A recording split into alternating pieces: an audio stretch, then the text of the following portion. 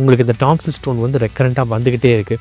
இது உங்களோட day to day லைஃப்லேயோ, personal லைஃப்லேயோ இல்லை ப்ரொஃபஷனல் லைஃப்பில் வந்து இது வந்து ஒரு ரொம்ப தொந்தரவாக இருக்குன்னு நீங்கள் நினச்சிங்கன்னா ஓகே.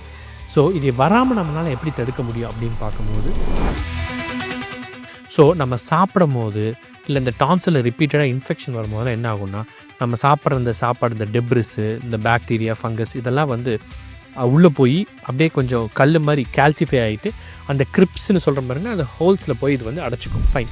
இது இல்லாமல் வேறு என்ன சிம்டம்ஸ் வரலான்னு பார்த்தீங்கன்னா, இது இல்லாமல் வந்து த்ரோட்டில் ஒரு டிஸ்கம்ஃபர்ட் வரலாம், த்ரோட்டில் ஒரு பெயின் வரலாம், சம்டைம்ஸ் இயர் பெயின் வரதுக்கும் சான்ஸ் இருக்குது. காரணம் என்னென்னு பார்த்தீங்கன்னா,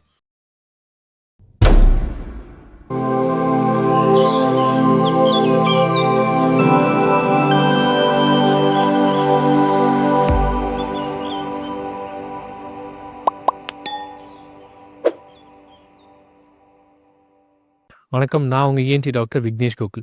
இன்றைக்கி நம்ம இந்த வீடியோவில் பார்க்க போகிற டாபிக் டான்சில் ஸ்டோன். நம்ம பல பேர் என்ன பண்ணியிருப்போம்னா, நம்ம கண்ணாடியில் போய் வாயை திறந்து பார்க்கும்போது அந்த தொண்டையில் பின்பகுதியில் எனக்கு ஏதோ வெள்ளையாக தெரியுது அப்படின்னு சொல்லி பயந்து போய் நம்ம டாக்டர்கிட்ட போய் காமிச்சிருப்போம். ஸோ அந்த வெள்ளையாக தெரியறது தான் வந்து இந்த டான்சில் ஸ்டோன். ஸோ இந்த டான்சில் ஸ்டோன் என்னென்னு பார்த்தீங்கன்னா, நம்மளோட டான்சில் இருக்குது பார்த்தீங்களா, அது வந்து தொண்டையோட 2 பக்கமும் இருக்கும், நாக்குக்கு ஜஸ்ட்டு பின்னாடி. ஸோ அது வந்து பார்த்திங்கன்னா, இந்த டான்சிலுங்கிறது ஒரு ஸ்மூத்தான சர்ஃபேஸ் கிடையாது. அதில் வந்து நிறைய ஹோல்ஸ் மாதிரி இருக்கும். அதை வந்து நம்ம கிரிப்ஸ் அப்படின்னு சொல்லுவோம்.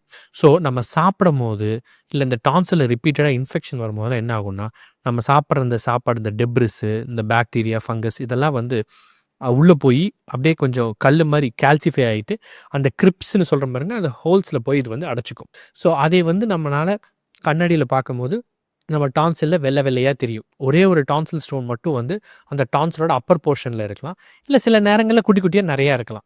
ஸோ இந்த டான்சில் ஸ்டோன் எதனால் வருது அப்படிங்கிறத நம்ம வந்து இப்போ பார்த்தோம். இதனால் என்னென்ன சிம்டம்ஸ் வரும் அப்படிங்கிறத வந்து பார்க்கும்போது, ஃபஸ்ட்டு சிம்டம் பார்த்தீங்கன்னா, ஒன்று பேட் பிரெத்.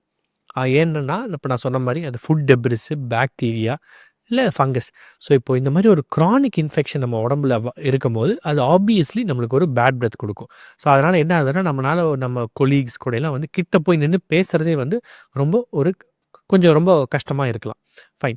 இது இல்லாமல் வேறு என்ன சிம்டம்ஸ் வரலான்னு பார்த்தீங்கன்னா, இது இல்லாமல் வந்து த்ரோட்டில் ஒரு டிஸ்கம்ஃபர்ட் வரலாம், த்ரோட்டில் ஒரு பெயின் வரலாம், சம்டைம்ஸ் இயர் பெயின் வரதுக்கும் சான்ஸ் இருக்குது. காரணம் என்னென்னு பார்த்தீங்கன்னா, நம்ம டான்சிலுக்கும் காதுக்கும் வந்து ஒரு காமன் நர்வ் சப்ளை இருக்குது.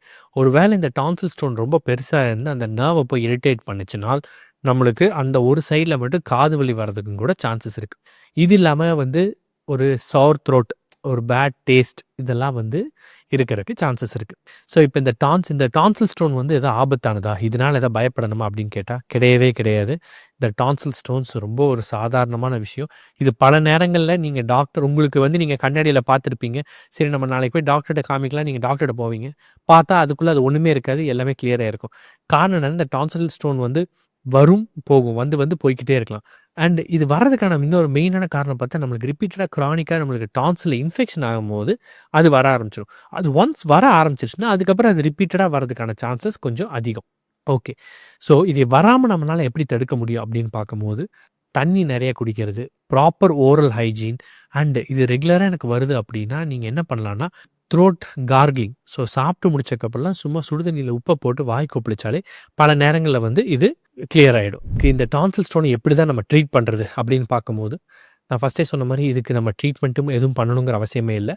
பெருசாக நம்மளுக்கு வந்து ஜஸ்ட் இந்த ரெகுலராக ஸ்மோக் பண்ணாமல் இருக்கிறது, நல்ல ஹைட்ரேஷன், ஓரல் ஹைஜீன், தண்ணி நிறைய குடிக்கிறது, கார்கிள் பண்ணுறது, இதிலே வந்து மோஸ்ட் ஆஃபன் செட்டில் ஆகிடும். ஒரு சில பேத்துக்கு தேவைப்பட்டால் நம்ம என்ன பண்ணலாம்னா, கிளினிக்கில் வந்து நம்மளால் அந்த டான்சில் ஸ்டோனை வந்து நம்மளால் வந்து எக்ஸ்ப்ரெஸ் பண்ணி வெளியே எடுக்க முடியும். ஸோ அது வந்து நீங்கள் வீட்லேயும் கூட நீங்கள் வந்து ட்ரை பண்ணலாம். பட் ஆனால் அதில் இருக்க ஒரே பிரச்சனைனா, அது சம்டைம்ஸ் ப்ளீட் ஆகிறதுக்கு சான்சஸ் இருக்குது. Okay.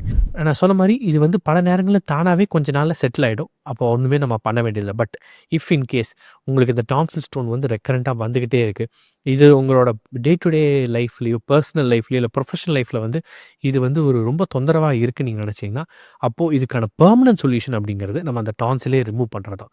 So which is like a permanent solution. ஏன்னா அந்த டான்சில் இருந்து அந்த டான்சிலில் தான் போய் இதெல்லாமே செட்டில் ஆகுது. ஸோ அதையவே நம்ம ரிமூவ் பண்ணிட்டோம்னா அது வந்து இதுக்கான பெர்மனன்ட் சொல்யூஷன். பட் அது வந்து எல்லாத்துக்கும் தேவையில்லை. யாருக்கெல்லாம் வந்து இது நார்மலாக இந்த மாதிரி கன்வென்ஷனல் மெத்தட்ஸில் ட்ரீட் ஆக மாட்டேங்குதோ அவங்களுக்கு மட்டும் இந்த டான்சிலெக்டமிங்கிறது ஒரு பெர்மனன்ட் கியூர்.